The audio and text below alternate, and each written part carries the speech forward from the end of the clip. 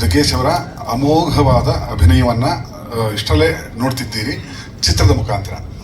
March 8ಕ್ಕೆ ತೆರೆ ಕಾಣ್ತಾ ಇದೆ. ಮತ್ತು ಈ ದಿನ ಇಲ್ಲಿ ಸೇರಿದ್ದೀವಿ ಮಠ ಮಂಜುನಾಥ, ಎದ್ದೇಳು ಮಂಜುನಾಥ ಮತ್ತು ರಂಗನಾಯಕ. ಆ ಚಿತ್ರಗಳು ನಮಗೆ ಟೀಸರಾಗಿ ವರ್ಕ್ ಆಗಿದೆ. 2006 ಮಠ ಬಿಟ್ಟಿದ್ದು 2 ಅವರ್ದು, ಅದನ್ನು ಮೆಚ್ಚಿದ್ರಿ, ಆಭಾರಿಗಳು ನಾವು.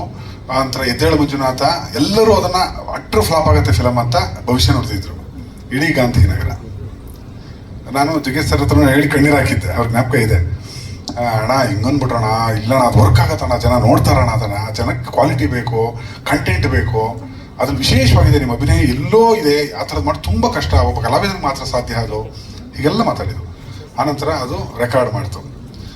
ನಂತರ ಬಂದಿದ್ದು ರಂಗನಾಯಕ.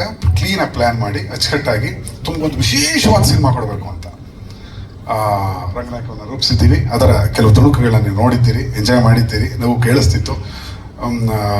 ಅದು ಥಿಯೇಟ್ರಲ್ಲಿ ಇನ್ನೂ ಚೆನ್ನಾಗಿರುತ್ತೆ ಅಂತ. ಅಂದರೆ ಜನ ನಕ್ಕಾಗ, ಆಡಿಯನ್ಸ್ ನಕ್ಕಾಗ ಆ ಬರವಣಿಗೆಗೆ ಸಾರ್ಥಕತೆ, ಅಭಿನಯಕ್ಕೆ ಸಾರ್ಥಕತೆ, ಎಫರ್ಟ್ಗೆ ಸಾರ್ಥಕತೆ ಅಂತ ನಂಬಿರುವಂತಹ ತಂಡ ನಮ್ಮದು.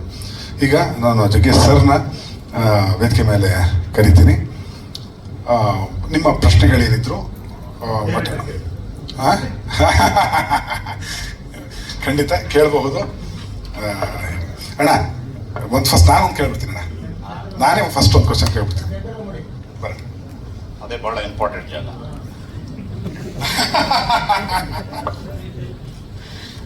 ಅಂದರೆ ಯಾವ ಕೂತ್ರೆ ಸರಿ ಇಲ್ಲ ನಿಂತ್ಕೊಳ್ಳಿ ಅಂದರು. ನಾನು ನಿಂತ್ಕೊಳ್ಳೋಕೆ ತುಂಬ ವರ್ಷ ಕೂತವನು, ಹಾಗಾಗಿ ನಿಂತ್ಕೋತೀನಿ ಅಂತ ಏನು ಅಂತಿದ್ವಿ. ಅದೇ ಫಸ್ಟ್ ಪ್ರಶ್ನೆ ಅಣ್ಣ.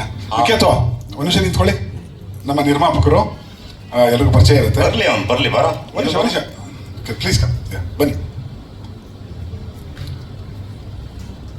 ಅವನಿಗೊಂದು ಮೈಕ್ ಕೊಡ್ರಿ. ನಮ್ಮ ನಿರ್ಮಾಪಕರಾದಂಥ ವಿಖ್ಯಾತ್ ಅವರು ಒಂದು ಕನ್ನಡ ಚಿತ್ರರಂಗದ ಜೋಗಿ ಚಿತ್ರದ ಹೊಡಿಮಗ ಹೊಡಿಮಗ ಹಾಡನ್ನು ಹಾಡ್ತಾರೆ. ಅಲ್ವೇ ಈ ಚಿತ್ರದ ನಿರ್ಮಾಪಕ. ಆತನ ವಯಸ್ಸು 34 ವರ್ಷ. ಅವ್ರಿಗಿಂತ ನಾನು 17 ವರ್ಷ ದೊಡ್ಡವನು. ನನಗಿಂತ ಇದು ಈ ಥರದ ಒಂದು ದೊಡ್ಡ ಚಿತ್ರವನ್ನು ನಿರ್ಮಿಸಿದ್ದಾರೆ. ಅಥವಾ ಏನು ಕೇಳಕ್ಕೆ ಹೊರಟಿದ್ರು ಅಂದ್ರೆ ಇಷ್ಟೇ ಅಣ್ಣ, ಒಂದೇ ಒಂದು ಕಮಿಟ್ಮೆಂಟ್ ಕೇಳಕ್ಕೆ. ಈಗ ಸಿನಿಮಾ ಚೆನ್ನಾಗಾಯ್ತು, ಸಿನಿಮಾ ಚೆನ್ನಾಗಾಗುತ್ತೆ, ಖಂಡಿತ ಲಾಭ ಬರುತ್ತೆ ಅಂತ ನನ್ನ ನಂಬಿಕೆ ನನಗಿದೆ. ಜನ ನೋಡ್ತಾರೆ ಅಂತ ಅನ್ನೋಂಥ ವಿಶ್ವಾಸವೂ ಇದೆ.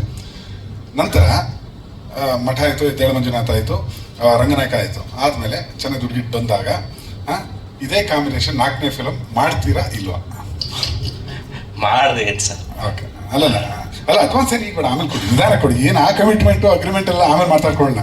ಮಾಡ್ತೀರಿ ನಮ್ಮದು ಖಂಡಿತ ನೀವು ಅವಕಾಶ ಕೊಟ್ಟು ಮಾಡಿದೆ. ಖಂಡಿತ. ಸೊ 4ನೇ ಚಿತ್ರ ಅಂತ ಯಾರು ಕೇಳಿದ್ರು, ಇವರು ವಿಖ್ಯಾತು.